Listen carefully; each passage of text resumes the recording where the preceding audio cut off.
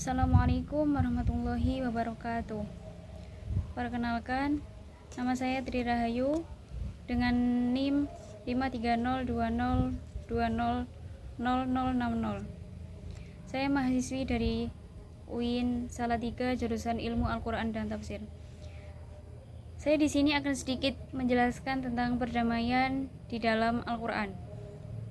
Sebelumnya, pengertian perdamaian secara makna kata yang sebenarnya tidaklah hanya mencakup semata-mata keamanan fisik yang terlihat dengan kasat mata atau tidak adanya perang dan pertikaian di antara manusia satu dengan manusia yang lainnya. Islam adalah agama perdamaian. Pesan-pesan persaudaraan atas nama cinta dan kemanusiaan begitu jelas diterangkan di dalam Al-Quran. Beberapa ayat Al-Quran tersebut adalah: 1. Perdamaian dalam umat Islam. Perdamaian dalam umat Islam dijelaskan di dalam surat Al-Hujurat ayat 9-10 yang bunyinya: Bismillahirrahmanirrahim.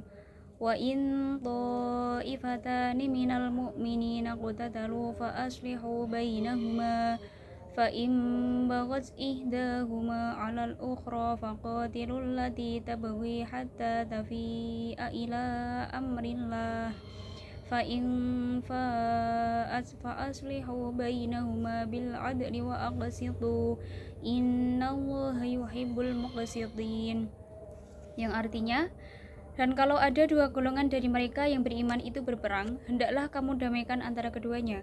Tapi kalau yang satu melanggar perjanjian terhadap yang lain, hendaklah yang melanggar perjanjian itu kamu perangi sampai surut kembali pada perintah Allah.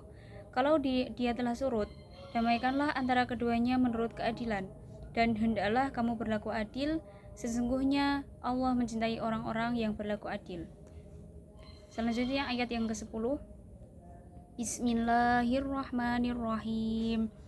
Innamal mu'minuna ikhwatun fa aslihu baina akhawaykum wattaqullaha la'allakum turhamun, yang artinya, orang-orang beriman itu sesungguhnya bersaudara. Sebab itu damaikanlah antara kedua saudaramu itu dan takutlah terhadap Allah supaya kamu mendapat rahmat. Di dalam tafsir Al-Misbah ayat 9 Quran surat Al-Hujurat di atas memerintahkan untuk melakukan islah sebanyak 2 kali. Tetapi yang kedua dikaitkan dengan kata bil adl. Ini bukan berarti bahwa perintah islah yang pertama tidak harus dilakukan dengan adil. Hanya saja pada yang kedua itu ditekankan lebih keras lagi karena yang kedua telah didahului oleh tindakan terhadap kelompok yang enggan menerima islah yang pertama.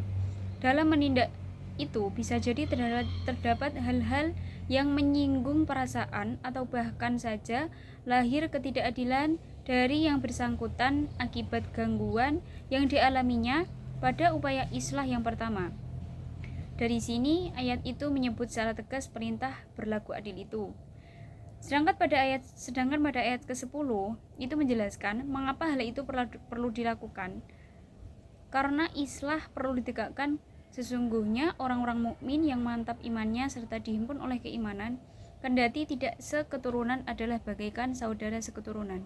Jadi pada ayat ke-10 itu dijelaskan sesama mukmin, sesama muslim itu saudara antara satu dengan yang lainnya.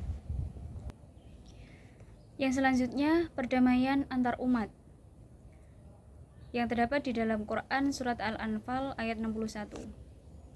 Bismillahirrahmanirrahim. Wa in janahu lisalmi fajnah laha wa tawakkal 'alallah innahu huwas samiul alim, yang artinya, dan jika mereka condong kepada perdamaian, maka condonglah kepadanya dan bertakwalah kepada Allah. Sesungguhnya dialah yang maha mendengar lagi maha mengetahui. Pada surat Al-Anfal ayat 61 ini, di dalam tafsir Ibnu Katsir mengemukakan bahwa ayat ini memiliki konteks mengenai relasi orang-orang Islam dengan orang-orang kafir. Diterangkan di dalam ayat ini ditegaskan bahwa jika orang-orang kafir condong untuk perdamaian, baik dalam bentuk gencatan senjata atau perjanjian tidak saling memerangi, maka condonglah kepada perdamaian itu dan bertakwalah kepada Allah, yakni berserah diri dan percayakan segala urusan kepadanya setelah segala upaya yang engkau dapat lakukan. Yang selanjutnya, perdamaian di dalam keluarga. Dijelaskan di dalam Quran surat An-Nisa ayat 128. Bismillahirrahmanirrahim. Wa in imra'atun khafat min ba'liha nusyuzan aw i'radan fala junaha 'alaihima an yusliha bainahuma sulha wa sulhu khair wa uhdiratil anfusus syuh wa in tuhsinu wa tattaqu fa innallaha kana bima ta'maluna khabira. Yang artinya, dan jika seorang wanita khawatir akan nusyuz atau sikap tidak acuh dari suaminya, maka tidak mengapa bagi keduanya mengadakan perdamaian yang sebenar-benarnya. Dan perdamaian itu lebih baik bagi mereka walaupun manusia itu menurut tabiatnya kikir. Dan jika kamu bergaul dengan istrimu secara baik dan memelihara dirimu dari nusyuz dan sikap tak acuh, maka sesungguhnya Allah adalah Maha mengetahui apa yang kamu kerjakan. Di dalam tafsir Al-Misbah dijelaskan, dimulainya ayat ini dengan tuntunan jika seorang wanita khawatir akan nusyuz, mengajarkan kepada setiap muslim dan muslimah agar menghadapi dan berusaha menyelesaikan masalah begitu tanda-tandanya terlihat atau terasa dan sebelum besar dan sulit diselesaikan. Istilah la junaha pada ayat ini mengisyaratkan anjuran bukan kewajiban. Dengan demikian, perdamaian harus dilaksanakan dengan tulus, tidak ada pemaksaan. Dan juga terdapat kata syuh yang artinya kekikiran. Pada mulanya digunakan untuk kekikiran dalam harta benda. Tetapi dalam ayat ini ia mengandung makna kekikiran yang menjadikan seseorang enggan mengalah atau mengorbankan sedikit haknya. Quraisyah menegaskan kekikiran yang dimaksud ialah tabiat manusia secara umum, baik laki-laki maupun perempuan.